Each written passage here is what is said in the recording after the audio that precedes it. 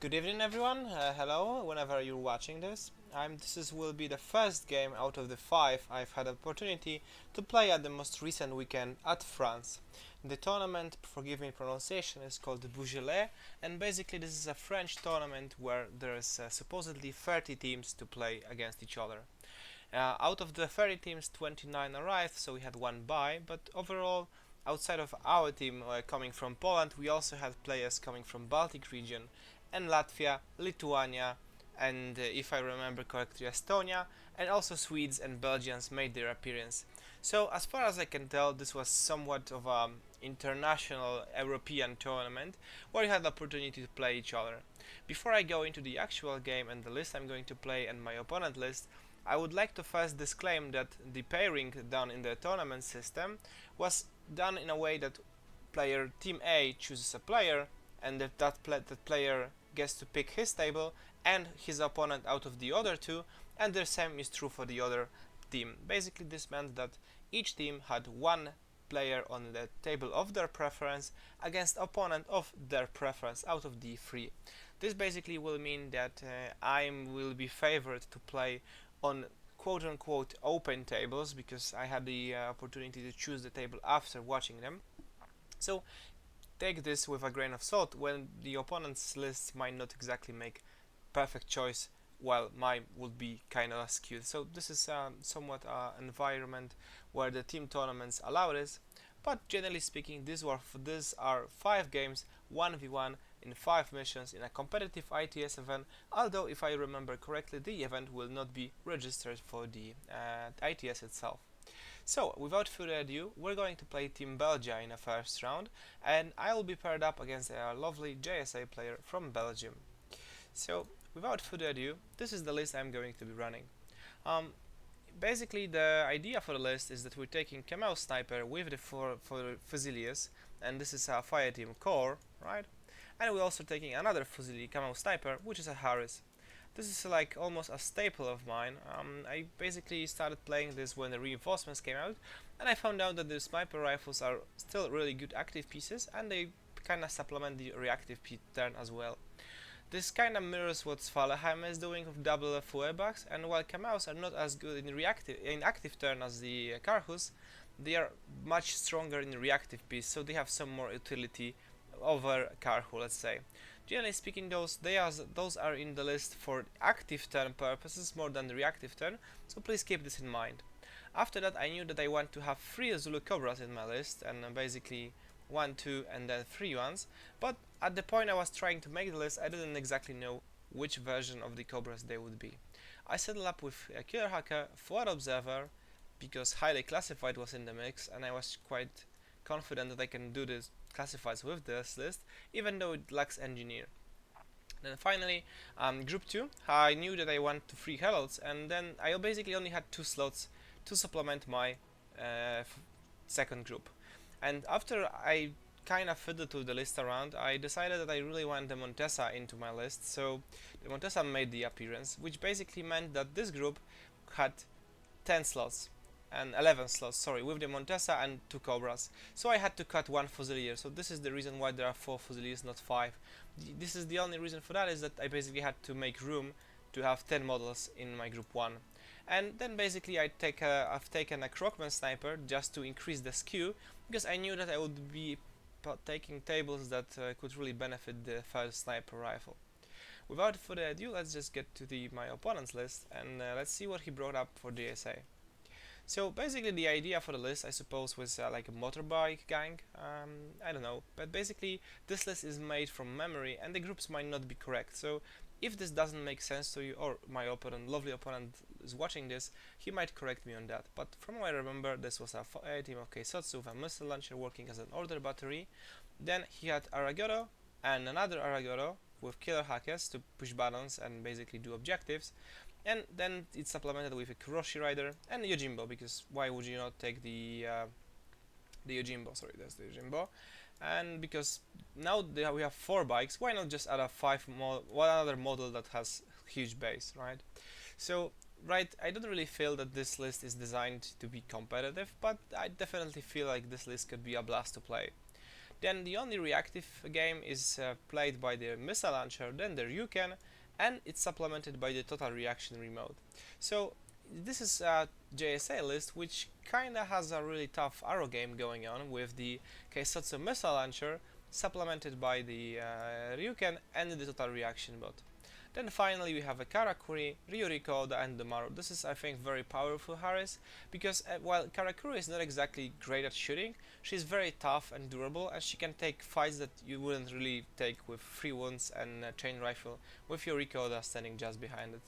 Overall, if this list would drop like 1 or 2 bikers and take all the stuff for it, I think this could be really much considered a competitive JSA list. So the game basically went with a riproll on to which I remember correctly I won, and I decided to take the deployment side where there were more spaces to hide models and bikes. I did it mostly to basically make my opponent have really tough time deploying his bikes. But generally speaking, I didn't know at the time that I would be playing against bikes, so don't get me wrong on that. But this has one building and the second building that I wanted to make nests for my Camel snipers. As it turned out, I first tried to put the Camel sniper somewhere here, but basically the only line he was seeing was like here and like maybe here. He didn't really show any of this area because the buses were too tall, so I decided to not get with the sniper there. And the sniper first from the carrier fire team landed here. He also cast this line of fire here, and he kinda protects this building from my opponents, and most importantly he's somewhat tough to kill, which basically makes the second Kamau sniper, which is made in Harris, I can make this Kamau sniper take risky fights because I'm not going to be left without any active guns. Then the Kamau sniper is making his appearance here, and then the Bipandra, which I'm taking specifically because she's a doctor. In this particular list, I think it's worth to add 10 or like 12 points, 10 points over the Fusilier paramedic, just because once this Kamau is out, then the Bipandra can heal him as opposed to paramedicing him. Then we deployed first of our healers here, so he can basically screen this area of the any ninjas coming my way, and he's supposedly standing next to the ladder, which could make it more difficult for the Oniwaban or ninja to get on top of my building. Those guys are basically hidden as far away as I can, hide them, do not get stabbed by the Oniwaban, and again the helot is here and the other helot is here, screening my troopers. First Cobra is here, then the other Cobra is here. As we are playing Neural Net, they are going to run and grab the objectives. Finally, the Montesa is located here because this is like the only safe spot for my bike to hide, and I don't really want to use him before I get the chance to use him.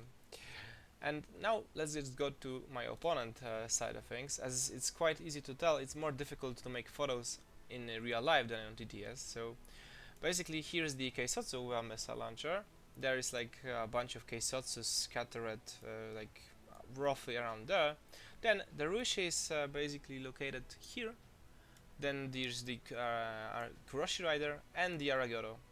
The other way around. This is the Aragoro and this is Kuroshi Rider. And actually I deployed my Kamau sniper in a way that I can see like long line from here and see the back of Kuroshi Rider, which basically makes her in danger from the first turn. This Keisotsu, I thought that it will be really easy to get to him and kill him because he doesn't grab cover on top of this boss, but it turns out I was wrong at the table and it was rather difficult to get a shot on this guy. Then finally there's a total reaction bot which basically covers this entire area, and the Harris making the appearance here, supported by the Ryuken. My opponent's reserve was a Yojimbo that was basically, this is the second Aragora biker, and if I remember correctly, Yojimbo was going to be put like there. From the deployment of my opponent, I thought that this is going to be a really easy game because I have 3 sniper rifles, this is JSA, and on top of that they also have a lot of bikes. But as it turns out, the game was much more difficult than I thought at the start. This Krokman sniper was hidden deployed in view of the total reaction bot, just so he can delete it in the first try it gets. It also sees a neat line to the first, to this objective, and this objectives. Then finally this is my opponent's first turn. First the Aragora bike decides to go this way, grabs this balloon, I decide to reveal and take the shot with my Crockman sniper that's located around here. My opponent decides to push the button, he succeeds the button, but I basically delete the first bike, so this is the first bike going down. I stripped Ores from this Harry's team, so I didn't want the Harry's team to get into any meaningful position on the first turn, so all I did was move up here, push the button, and this was basically out of their orders. This basically meant that there was no chance for my opponent to threaten the Kamau snipers with his Karakuri, which was a really good thing. Yojimbo was moving around here, he deployed a koala and basically hidden behind this container without trying to take a fight with me. Then first the other Karagodo basically re-impersonates and starts moving all the way here to try to take a stab at this Kamau sniper. I delay with this Kamau sniper, discover him with this Kamau sniper, discover him with Ruishi, and I think like one of the healths. The Aragota is discovered and my opponent tries to take a fight from around here. This is just outside of 8 inches, I think it is like 9 inches or something, so he cannot template me. I basically declare shoot and blast this guy off the table with the Kamau sniper and like a Hilot or something like that. So that's 2 bikes down basically. Finally, the Roshi rider is located here under the line of fire from the Kamau sniper, decides that it's much better to try to escape this way, just so she can be then healed by the paramedics from here.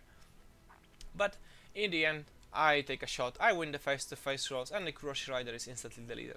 So after the first turn, I didn't lose anything and I killed 3 bikes, so I figured that this is gonna be smooth sailing from this point onwards, and there will be absolutely nothing my opponent will be able to do. And yeah, I was quite wrong, because dices are just gonna dice.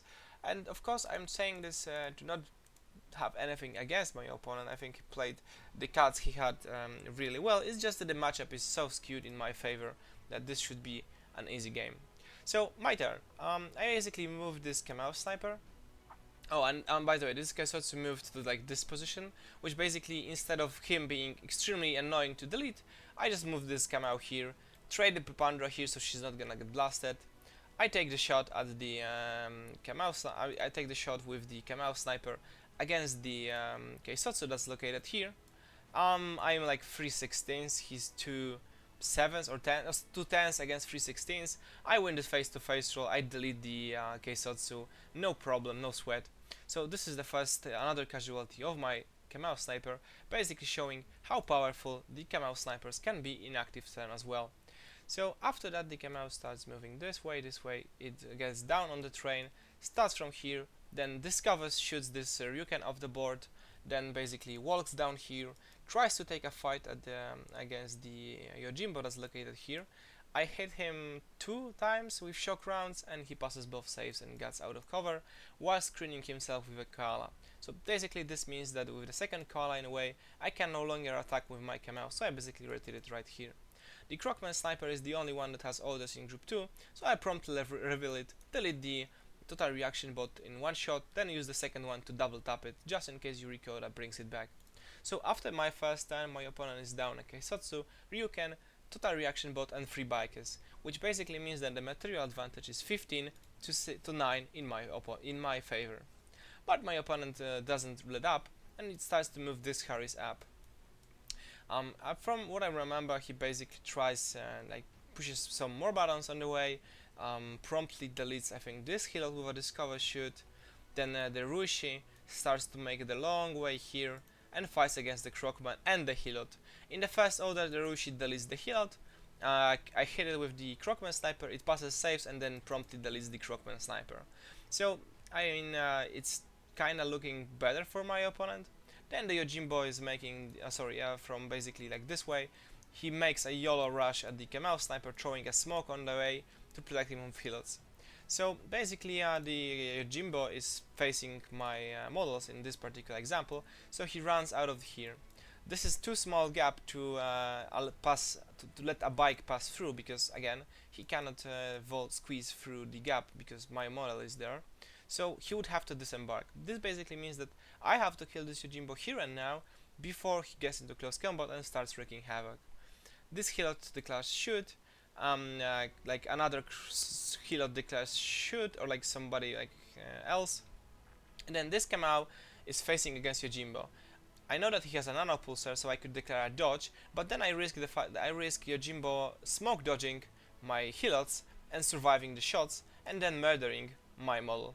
What I do instead is I force the issue, take a close range shot with the Kemal sniper just so he cannot smoke dodge. He nano pulsars me, even with BTS 6 I go down, Yojimbo goes down, that's no big deal. I'm still ahead in material advantage. So after this turn is done, my opponent is leaving his fire team here, hidden somewhere, and Yuriko Oda basically retreats like this position and stands up here to overwatch. Then my turn comes and I try to move the Montesa here, around this position.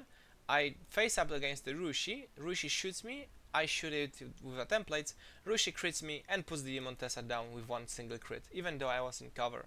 So this is quite unlucky, but I mean, it can happen, right? Afterwards I make move with my Zulu Cobra, move up here, take the find against Yuriko that's located here, and Zulu Cobra gets critted into unconscious state. So this means I have to move my fire team core now. I shoot darts, I shoot medikits into the Zulu Cobra, bring it back online, but without the surprise shot I don't really want to take this fight. So instead I move the Kemal fire team here. Then Keisotsu that's located here tries to take pot shots at once, but fails to land any meaningful hits. The Kemal sniper now decides to take a fight with Yuriko Oda inside of 16 inches and deletes her because of combination of mimetism and multispectral visor. One shot with the A round is all that it needs for Yuriko Oda to go down. However, I lost quite a lot of tempo, and this is turn 2 and it will now be turn 3, and I only have pushed those two buttons, and my opponent has, from what I remember, this one, and yeah, so that one is mine, but it will be taken by my opponent.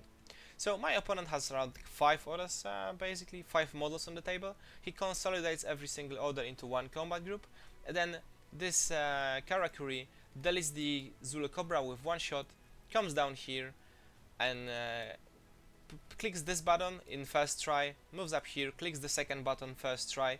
Then with the final order it tries to take a fight against my paramedic, which is my closest specialist, so this is really important role, but I crit the dodge and the luck turns into my way and the paramedic survives. So I enter my last turn with roughly around 9 or 10 orders, something like that. So again, this is the Karakuri. So first order of the turn, this Lieutenant Cobra that was hidden here stands up, then decides to take a surprise shot and basically one-shots the Karakuri with the assault pistol in 8-inch range. She chain rifles me, I survive, but it doesn't really matter. Karakuri goes down, which unlocks this Fusilier paramedic. Then I spend my entire turn, which is 8 orders with the O12 prestige or something like that, and the paramedic tries pushing the buttons.